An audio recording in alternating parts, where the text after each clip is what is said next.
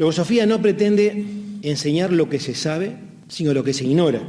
Pone al alcance del ser las herramientas, los conocimientos que le permiten a cada cual conocer su realidad, sus potencialidades, conocerlas paso a paso, porque a cada paso se empiezan a observar nuevas perspectivas. Brinda un método para realizar esa incursión en el propio mundo, un método que llama psicodinámico. Pone en movimiento la psicología individual en forma natural y vigorosa, descubriendo y aprovechando los recursos y las energías que hay en cada ser humano. ¿Para qué? Bueno, para posibilitar realización de cambios positivos por propia determinación en forma consciente. El creador de Logosofía no se exoneró y les exonera a ustedes de un problema serio. ¿Hay que creer en lo que dice?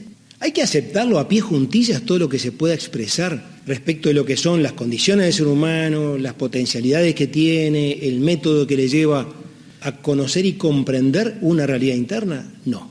Logosofía exhorta a no creer, invita a verificar y para ello brinda un método experimental que permita a cada cual verificar la certeza de lo que Logosofía enseña. El grado de acierto en la realización va a dar la pauta de la certidumbre de la posesión del conocimiento.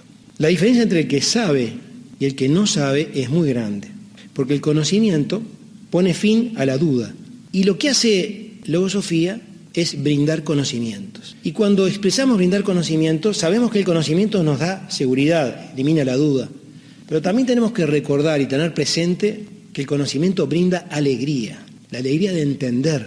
Yo estaba teniendo presente recientemente el recuerdo de un ser querido que contaba de su infancia, como éramos coetáneos hace mucho tiempo, pero contaba de su infancia un recuerdo muy vivo que tenía de cuando aprendió algo. Se aprendió a atar los zapatos. Y entonces contaba con mucho entusiasmo que ese día llamó a la madre y dijo: mamá, mirá, pudí. El hecho de poder hacer algo, de poder entender algo, pude hacer algo.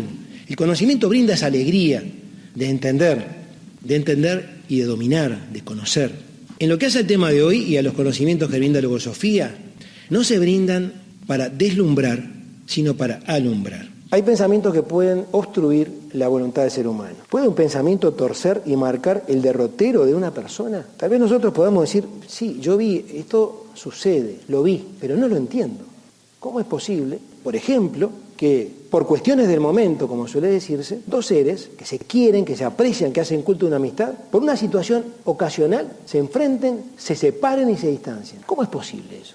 ¿Cómo es posible que todo lo que conducía a un camino termine saliendo para otro? Otro pensamiento que puede obstruir: el ser humano no puede cambiar genio y figura hasta la sepultura. Pues un prejuicio que además se instala y frena el sano intento de querer cambiar. Ni siquiera puede intentar, ni siquiera puede probar, porque no, el ser humano no se cambia, no puede cambiar. Y además, no digo nada nuevo, no inventó la pólvora, etcétera, ¿no, verdad? Ha quedado claro y me niego el esfuerzo a verificar, a intentarlo. ¿Cómo sortear un pensamiento escollo que frena un anhelo sincero y profundo por cambiar? Que nos resopla al oído cuando estamos intentando hacer algo que nosotros queremos y no nos permite ni siquiera el error para aprender del error, aprender hasta de nuestros tropiezos en el camino.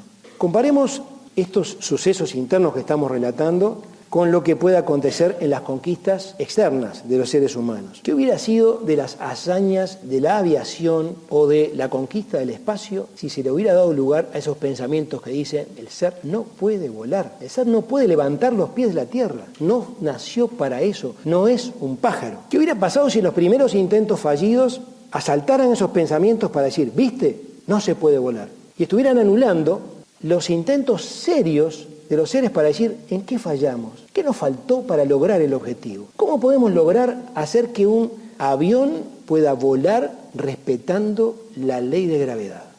Retomando la analogía del desarrollo de la aviación, nos podemos preguntar cómo es posible elevarse dentro de la vida interna, observar otros panoramas, mientras pensamientos de ese género, dentro de nosotros, actuando como falsos asesores, están constantemente quitándonos las energías.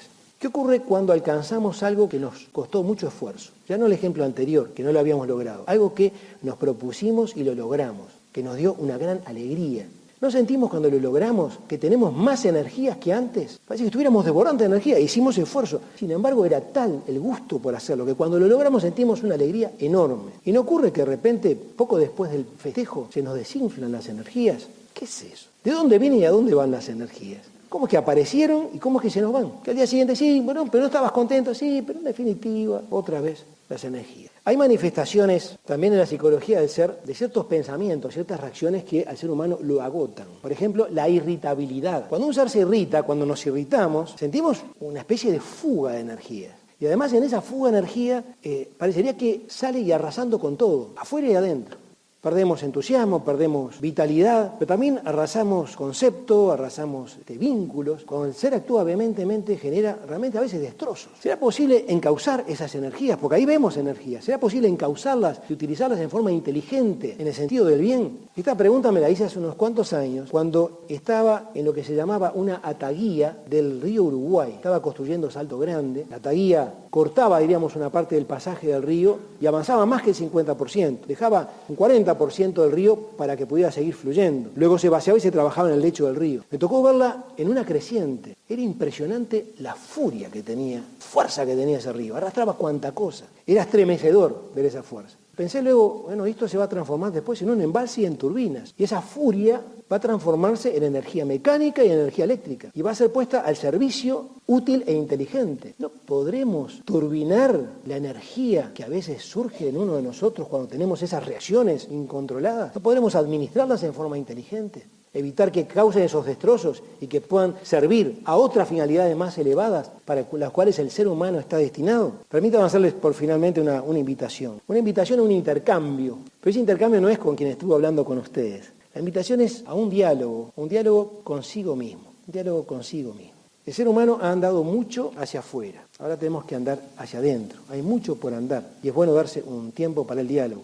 Pero eso requiere conocer un lenguaje e identificar con quién de tantos tormentosos elementos vamos a hablar. ¿Cómo llegar al ser interno, al que está esperando ese diálogo? La invitación entonces es a ese diálogo, pero también sepan que están las puertas abiertas de la Fundación Logosófica, porque es una institución sin fin de lucro, porque busca una finalidad altruista, como lo es la de brindar conocimientos para que cada cual pueda conocer su propia realidad y pueda lograr el anhelo de superarse en forma consciente, para bien de sí mismo, pero para bien también de toda la humanidad.